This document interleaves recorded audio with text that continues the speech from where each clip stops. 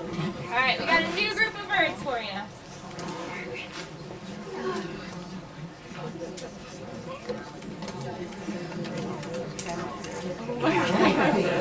You can see you really don't want to get those talons in your arm.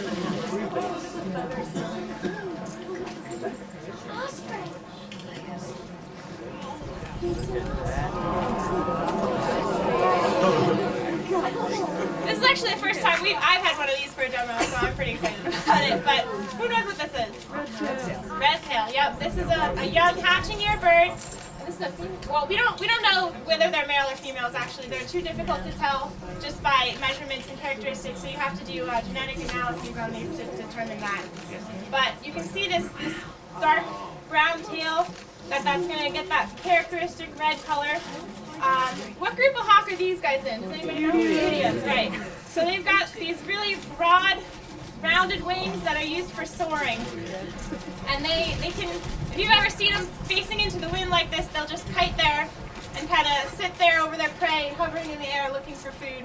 And these are the guys that really catch thermals, and they just use those thermals to soar up into the sky to look for their prey. And they've got these big, strong talons. These are some of the strongest talons. Actually, it's said that eagles, at least, they have 8 to 10 times the strength of us in their talons. And they've got these big old eyes that they use. It's said that they can read a newspaper across a football field. Their eyes are so big. So only they can see us. They want to. No, when they want to. Depends who's the writer. Comics. Yeah, only the comics. They prefer comics. But you can see one of the really good characteristics to identify these guys in the air is that dark belly band, which is it's a lot harder to see actually in the hand than when they're up in the air.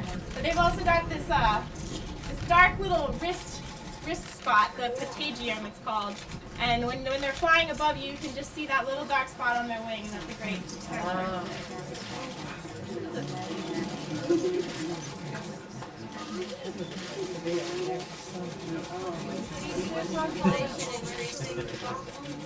Sorry? For these guys, is their population Pretty stable. Yeah. The red tails are pretty stable. We've noticed definitely an increase with the Cooper's hawks and peregrine falcons, of course, because of human intervention and the whole DDT scandal. They've been doing really great. We used to be really lucky to catch even one a year, and now we had, I think, 8 at one station yesterday. So, it's peak time for them right now, and they've done really well. What was your question? What did you call that little? It's the patagium. Right here, it's basically akin to our wrist, and they've got a little flap of skin right here. And in bats, actually, that's where they get their skin-covered wing. But that's the dark spot on these guys. Any other questions? A lot of the birds that come through, actually, they get these little flat flies. It's a parasite that sucks their blood, and they just hide under their feathers, and it's pretty much the grossest thing ever when you're banding bird and they jump on you, and you go to take off your jacket later, and you find one in your clothes. But they're not super harmful. They just live on birds as hosts. Does their tail get red the first year then? Like next year we'll have them? Yeah, next year. It's the second year. So yeah, this one was just hatched this year. It starts to molt in, and that helps us actually age them as well. Sometimes we get some really interesting red tails that have half of their orange red tails and half of the hatching them. So really neat. And you can see the really different band size on this guy. That little Sharpie would just get torn apart by this guy. So I'm going to let him go.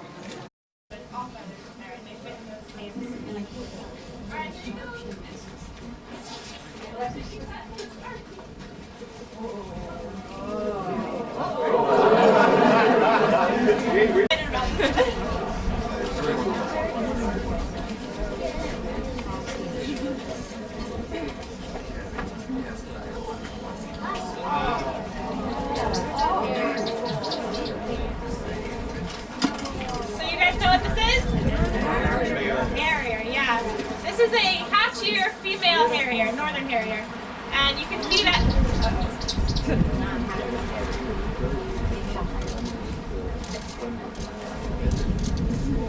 I'm going to hold her wings in just because it's so windy. But they've got that really distinct white rump patch and these super long wings. This is like the lightest bird that I would imagine. I mean, like they're huge birds. When you see them flying across the field, they look huge, but they're actually all feathers, and that allows them to kind of float over their marshy habitats that they use to hunt. They've got these super long wings that they just allow them to glide over the marsh, and they have these facial discs that it almost acts like an owl's facial discs. They're one of the only raptors, diurnal raptors, so the ones that are active during the day that hunt by sound. So they use those facial discs to kind of hear better hear their prey as they're hunting and use them like an owl pretty much. But the female won't change a whole lot in plumage as she gets older. But the male, we call them the gray ghost because they get that really light gray plumage all over, and they keep the white tail rump patched. But she's not going to change a whole lot. Does anybody have any questions about her? How old is she, do you think? She's probably only a couple months old. She was hatched this year. Can you turn her this way? Hey, Bob, how do you tell if this is happening? Oh, the plumage is they get a little older, they start getting some heavy molt, and they get a little darker.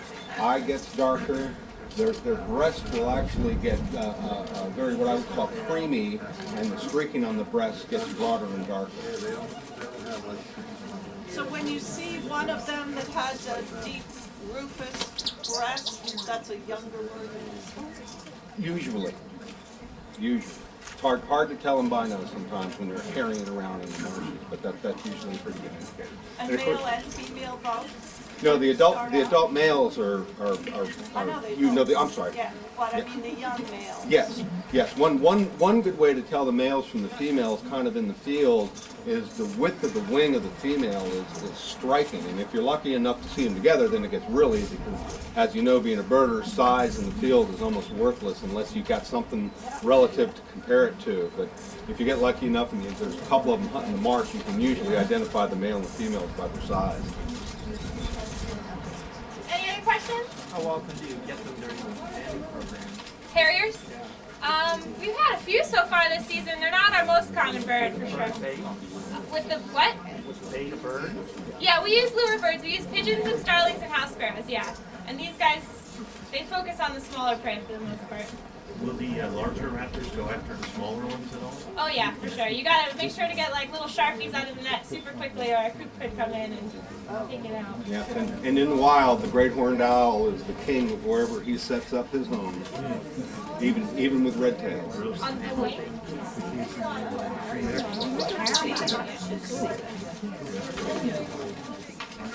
They do hike. These short ones on the back. Primary is to make it more aerodynamic as they're flying.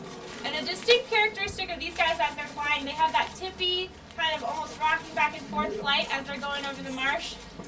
It's kind of like a turkey vulture. That's very conspicuous.